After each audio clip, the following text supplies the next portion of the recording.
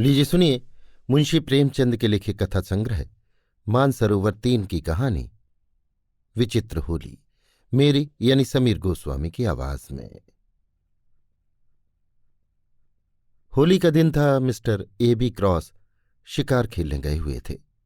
साइस, अर्दली, मेहतर, भिश्ती, ग्वाला, धोबी सब होली मना रहे थे।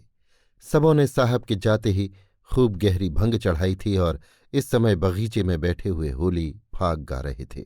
पर रह रहकर बंगले की फाटक की तरफ झांक लेते थे कि साहब आ तो नहीं रहे हैं। इतने में शेख नूर अली आकर सामने खड़े हो गए। साइस ने पूछा, कहो खानसामा जी, साहब कब तक आएंगे?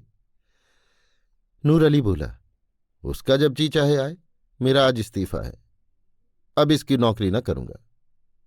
अर्दली ने कहा, ऐसी नौकरी फिर न पाओगे, 4 पैसे ऊपर की आमदनी है, नाहक छोड़ते हो। नूर अली, अजी लानत भेजो, अब मुझसे गुलामी न होगी। ये हमें जूतों से ठुकराएं और हम इनकी गुलामी करें। आज यहां से डेरा कूच है। आओ तुम लोगों की दावत करूं। चले आओ कमरे में, आराम से मेज पर डट जाओ, वो बोतलें पिलाऊं कि जिगर ठंडा हो जाए। साइस, और जो कहीं साहब आ जाए? नूर अली, ये अभी नहीं आने का, चले आओ। साहबों के नौकर प्रायः शराबी होते हैं। जिस दिन से साहब के यहां गुलामी लिखाई, उसी दिन से ये बला उनके सिर पड़ जाती है। जब मालिक स्वयं बोतल की बोतल उड़ेल जाता हो तो भला नौकर क्यों चूकने लगे। ये निमंत्रण पाकर सबके सब खेल उठे।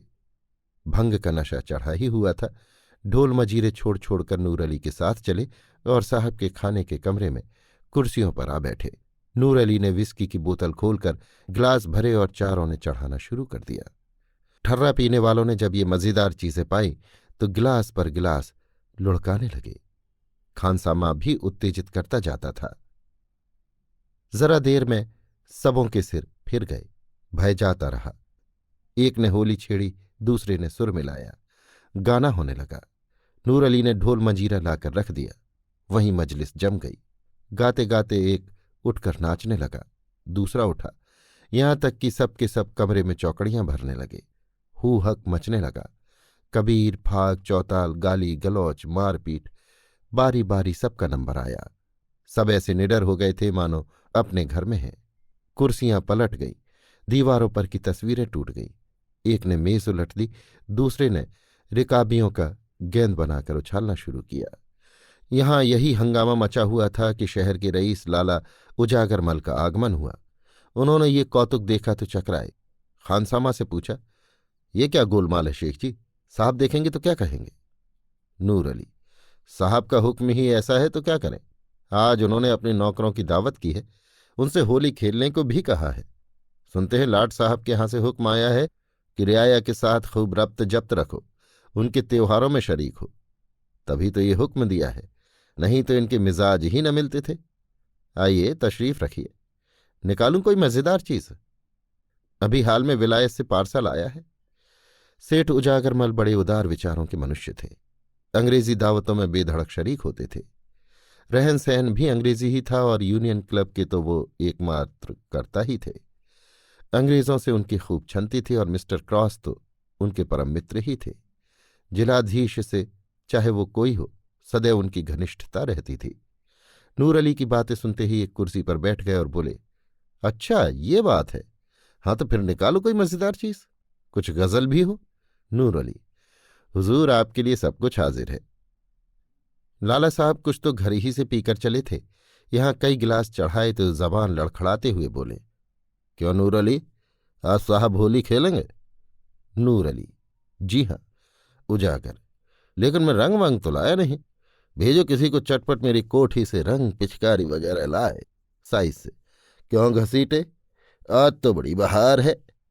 घसीटे, बड़ी बहार है, होली है। उजागर, गाते हुए, आज साहब के साथ मेरी होली मचेगी, आज साहब के साथ मेरी होली मचेगी, खूब पिचकारी चलाऊंगा। घसीटे, खूब अबीर लगाऊंगा। ग्वाला, खूब गुलाल उड़ाऊंगा। धोबी, बोतल पर बोतल चढ़ाऊंगा। अर्दली, खूब कबीरे सुनाऊंगा। उजागर, आज साहब के साथ मेरी होली मचेगी। नूर अली, अच्छा सब लोग संभल जाओ, साहब का मोटर आ रहा है। सेठ जी ये लीजिए, मैं दौड़कर रंग पिचकारी लाया। बस एक चौताल छेड़ दीजिए और जैसे ही साहब कमरे में आए उन पर पिचकारी छोड़िए। और दूसरे से, तुम लोग भी उनके मुंह में गुलाल मलो, साहब मारे खुशी के फूल जाएंगे। वो लो, मोटर हाथे में आ गया, होशियार। मिस्टर क्रॉस अपनी बंदूक हाथ में लिए मोटर से उतरे और लगे आदमियों को बुलाने, पर वहां तो जोरों से चौताल हो रहा था। सुनता कौन है? चकराए, ये मामला क्या है? क्या सब मेरे बंगले में गा रहे हैं? क्रोध से भरे हुए बंगले में दाखिल हुए तो भोजन करने के कमरे में से गाने की आवाज आ रही थी। अब क्या था, जामे के बाहर हो गए। चेहरा विकृत हो गया। हंटर उतार लिया और डाइनिंग रूम की ओर चले, लेकिन अभी तक एक कदम दरवाजे के बाहर ही था कि सेठ उजागरमल ने पिचकारी छोड़ी। सारे कपड़े तर हो गए, आंखों में भी रंग घुस गया। आंखें पहुंच ही रहे थे कि साइस ग्वाला सब के सब दौड़े और साहब को पकड़कर उनके मुंह में रंग मलने लगे। धोबी ने तेल और कालिक का पाउडर लगा दिया। साहब के क्रोध की सीमा न रही। हंटर लेकर सबों को अंधाधुंध पीटने लगा। बेचारे सोचे हुए थे कि साहब खुश होकर इनाम देंगे। हंटर पड़े तो नशा हिरन हो गया। कोई इधर भागा, कोई उधर। सेठ उजागरमल ने ये रंग देखा तो ताड़ गए कि नूर अली ने झांसा दिया। एक कोने में दबक रहे। जब कमरा नौकरों से खाली हो गया तो साहब उनकी ओर बढ़े। लाला साहब के होश उड़ गए। तेजी से कमरे के बाहर निकले और सिर पर पैर रखकर बेतहाशा भागे। साहब उनके पीछे दौड़े। सेठ जी की फिटन फाटक पर खड़ी थी। घोड़े ने धम धम खटपट सुनी तो चौंका, कनौतियां खड़ी की और फिटन ले भागा। विचित्र दृश्य था। आगे आगे फिटन, उसके पीछे सेठ उजागरमल, उनके पीछे हंटरधारी मिस्टर क्रॉस। तीनों बकटुट दौड़े चले जाते थे। सेठ जी एक बार ठोकर खाकर गिरे, पर साहब के पहुंचते पहुंचते संभल कर उठे। हाथे के बाहर सड़क तक घुड़दौड़ रही। अंत में साहब रुक गए। मुंह में कालिक लगाया, अब और आगे जाना हास्यजनक मालूम हुआ। ये विचार भी हुआ कि सेठ जी को काफी सजा मिल चुकी। अपने नौकरों की खबर लेना भी जरूरी था। लौट आए। सेठ उजागरमल के जान में जान आई। बैठकर हाँफने लगे। घोड़ा भी ठिठक गया। कोचवान ने उतरकर उन्हें संभाला और गोद में उठाकर गाड़ी पर बैठा दिया। लाला उजागरमल शहर सहयोगी समाज के नेता थे। उन्हें अंग्रेजों की भावी शुभकामनाओं पर पूर्ण विश्वास था। अंग्रेजी राज्य की तामीली, माली और मुल्क की तरक्की के राग गाते रहते थे। अपनी वक्तृताओं में सहयोगियों को खूब फटकारा करते थे। अंग्रेजों में इधर उनका आदर सम्मान विशेष रूप से होने लगा था। कई बड़े बड़े ठेके जो पहले अंग्रेज ठेकेदारों ही को मिला करते थे, उन्हें दिए गए। सहयोग ने उनके मान और धन को खूब बढ़ाया था। अतएव मुंह से चाहे वो असहयोग की कितनी ही निंदा करें, पर मन में उसकी उन्नति चाहते थे। उन्हें यकीन था कि असहयोग एक हवा है, जब तक चलती रहे उसमें अपने गीले कपड़े सुखा लें। वो असहयोगियों के कृत्यों को खूब बढ़ा बढ़ाकर बयान किया करते थे और अधिकारियों के कृत्यों को इन गढ़ी हुई बातों पर विश्वास करते देखकर दिल में उन पर खूब हंसते थे। ज्यों-ज्यों सम्मान बढ़ता था, उनका आत्माभिमान भी बढ़ता था। वो अब पहले की भांति भीरू न थे।